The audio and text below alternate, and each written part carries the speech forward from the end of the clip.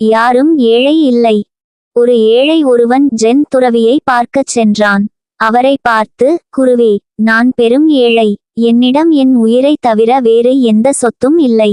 நான் ஒரு நல்ல வசதியுடன் வாழ வழி சொல்லுங்கள் என்று கேட்டான். அதற்கு குரு அவனிடம், நான் 5000 தருகிறேன், உன் கைகளை என்னிடம் வெட்டி கொடு என்று சொன்னார். அவன், என்னால் 5000 ரூபாய்க்காக என் கைகளை இழக்க முடியாது என்று கூறினான். சரி, நான் உனக்கு 15,000 ரூபாய் தருகிறேன், உன் கால்களை கொடு என்றார். அதற்கும் அவன் ஒப்புக்கொள்ளவில்லை. வேண்டுமென்றால் 50,000 ரூபாய் தருகிறேன், உன் கண்களையாவது கொடு என்று கேட்டார். அதற்கும் அவன் முடியாது என்றான். உனக்கு 20 லட்சம் வேண்டுமென்றாலும் தருகிறேன், உன் உயிரை கொடு என்றார். அதற்கு அந்த ஏழை, என்னால் நிச்சயம் நீங்கள் சொல்வதை செய்ய முடியாது என்று கூறினான். அதை கேட்ட அந்த குரு அவனிடம், உன்னிடம் உன் உயிரை தவிர வேறு எந்த சொத்தும் இல்லை.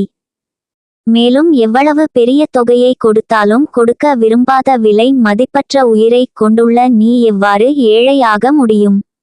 ஆகவே உழைத்து முன்னேறு என்று கூறினார்.